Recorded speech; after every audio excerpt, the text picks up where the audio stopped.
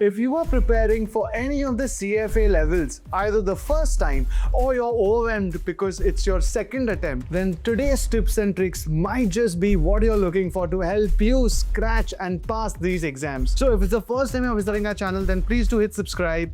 And if you find any value, then give us a thumbs up. And if there are any questions you have which I have not answered, leave it in the comments and we'll make sure to get back to you. All right, let's jump into it. And in this video, I'm not only going to talk about the entire CFA exam and tips and tricks for that, but also go specific into level 1, level 2, and level 3. Here's another generic tip that can help you across all levels. CFA takes ethics just like any other professional body very seriously. So this is what we call the ethics edge. Where if you're on the borderline of the MPS, they look at your ethics marks. And if your ethics is not, if your ethics is weak, it might actually be the reason you'll end up failing. So do not take ethics lightly. Many people feel ethics is the most theoretical subject, it's the easiest subject. I understand and I know why you feel that, because there's so much more to do. But remember, without putting the right amount of effort for your ethics exams, the chances can again make or break. Literally, this one topic can make or break in certain situations whether you pass or fail the exam. So please take ethics extremely seriously and practice it. This is my biggest tip, and I tell them whether you're studying CFA, whether you're studying ACCA, whether you're studying for school, I don't care. I believe wholeheartedly in attempting as many mock exams in exam conditions as you can, whether you feel you are prepared for them or not. Every single person who follows this theory has a much higher chance of clearing than if you don't. Now, if you give yourself 6 months to studying any of the CFA exams, you've got to ensure that by the end of month 4.5 or a worst case scenario 5, no matter what level of preparation you are, you're going to lock yourself in your room. You're going to open a mock simulation, whether if you're with Zell, then on our platform. Otherwise, you can go to the CFA Institute platform. You can buy the mocks for all I care. It's completely worth the investment. You're going to lock yourself in the room, tell everybody to not disturb you. And whether it's 5 hours or whatever is your time structure, you're going to put yourself in an exam situation and you're going to give the exam with the time management strategies, with the same preparation that you actually would have done for the exam, even if you've not completed your entire syllabus.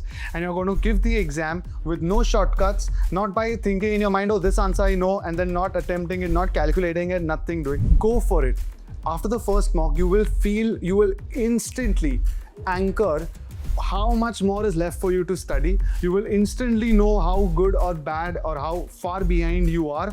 You will instantly know where your weaknesses are, and you will have to spend majority of your time focusing on how to improve that for your second mock. Do not wait for the second mock again towards the end. At least aim at 3 complete mock, full length mocks before the exam. So a month prior, maybe 10 days, then 15 days prior, and then in the last week.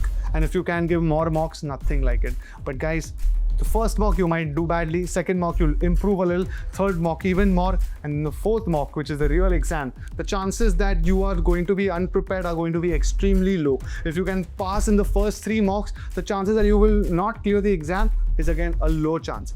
Gives you much more confidence, much more structure. It's the best way to prepare yourself according to me.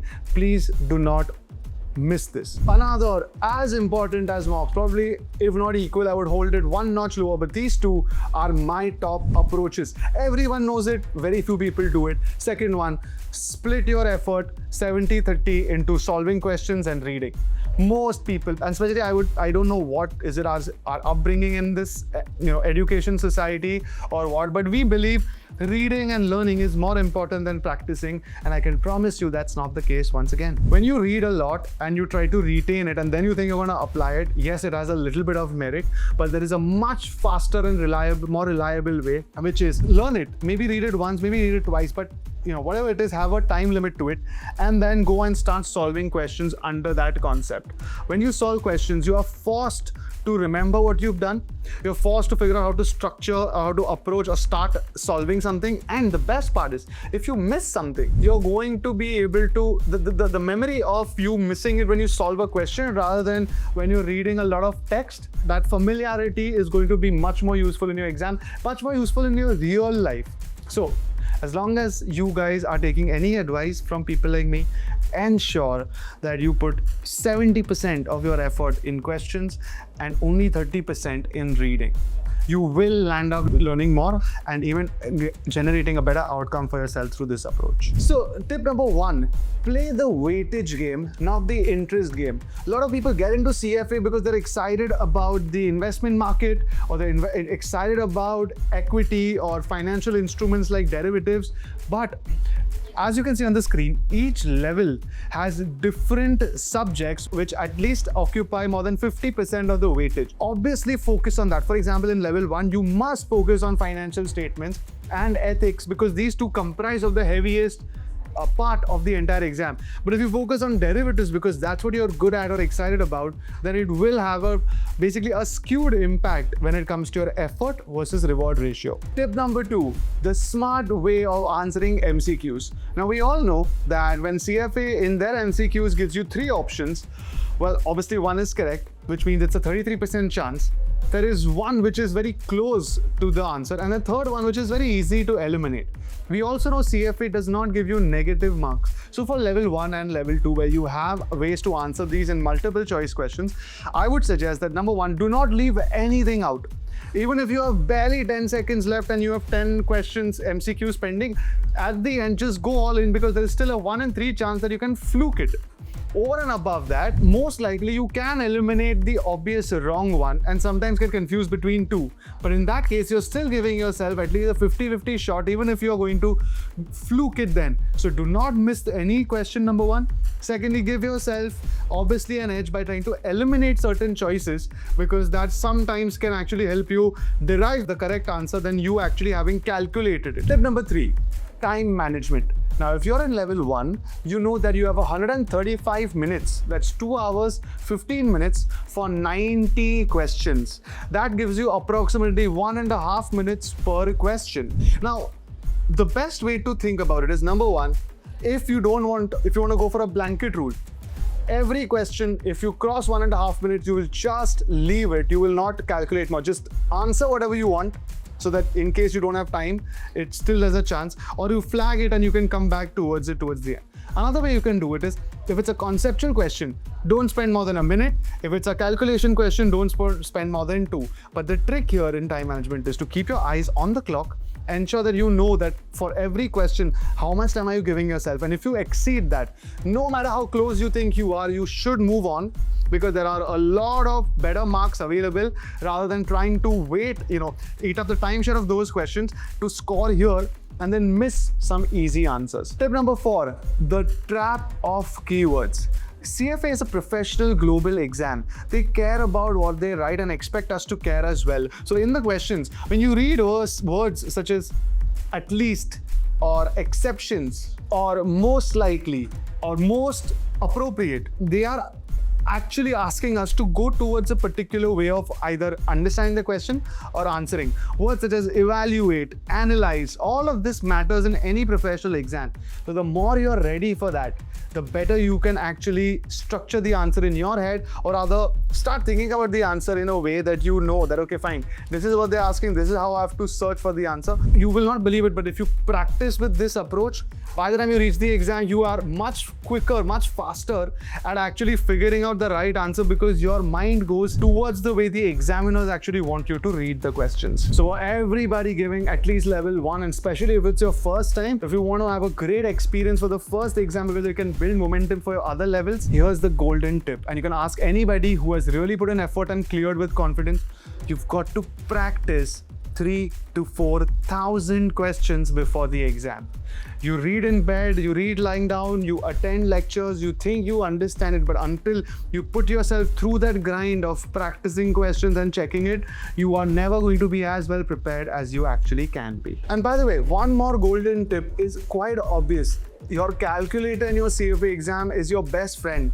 Over here, aspects of cash flow or time value of money, or how to store and recall value, these things we don't learn in our school or college days using a normal calculator.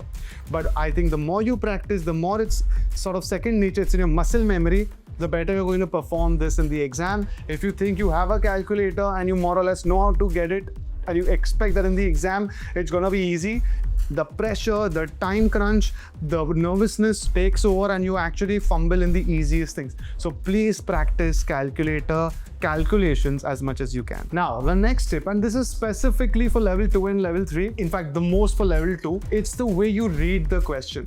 As many of us know, in level 2, you get what we call vignettes, or it's almost like a case study with then 4 questions, which each have multiple choices in them. And what most people do is they read it, chronologically. They start with the case study and then go to the questions. You waste a few minutes unnecessarily complicating it. Instead, what I would suggest is you first read the questions, right? And then you read the paragraph. So you basically, your eyes are scanning for more or less the answers the first time you read it.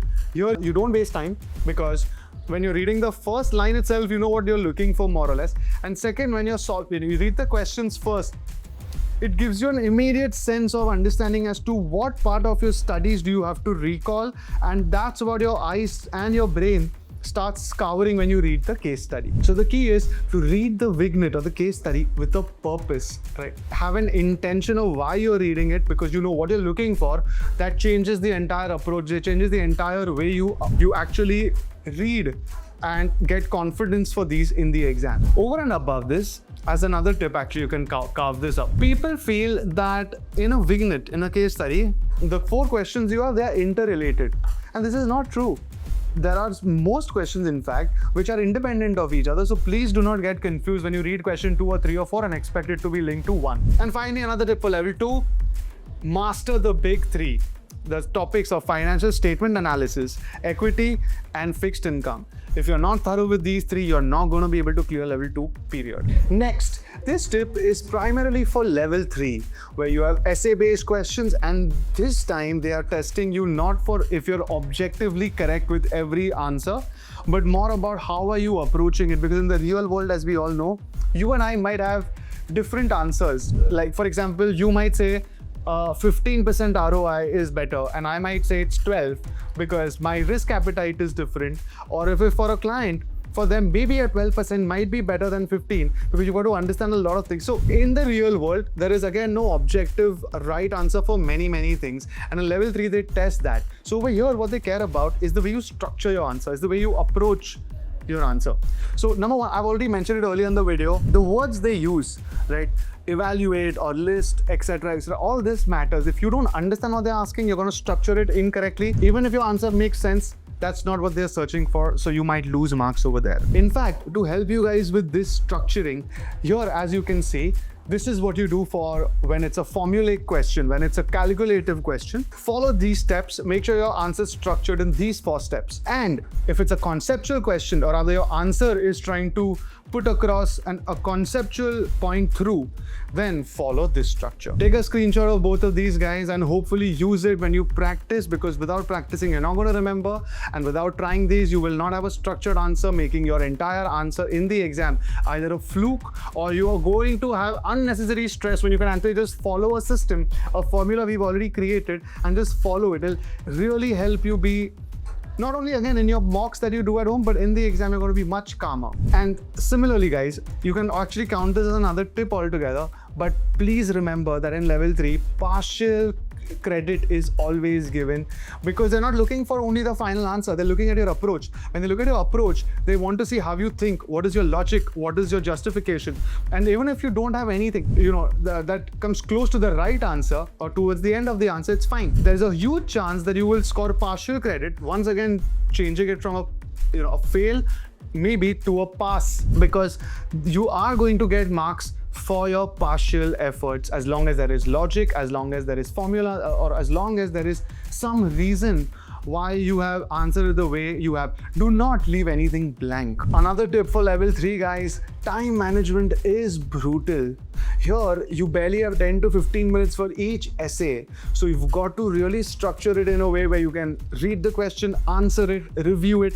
I would suggest use this spread if you can, because it will actually help you keep yourself in a structured approach. And over and above this, remember that the people who are grading your papers, the CFA graders, they are told to mark you between what they call the breadbox, which means if your answer is within the universe of that box, you will get partial if not full credit. But if it is too vague, if it is too, ambiguous, if it is things which don't make a lot of sense, it's not in their breadbox, you're going to get lesser and lesser marks. So be specific. Again, use formulas or use logic that you've studied and use the terminology which you can remember. It can really heighten your chances of scoring the right marks for the grader. So I hope that no matter which level you are at and no matter which attempt you're appearing for, if any of these tips are going to be useful, I hope that they make enough of a difference for you. If you think there's any better tip you have to share with our audience, please leave it in the comments below.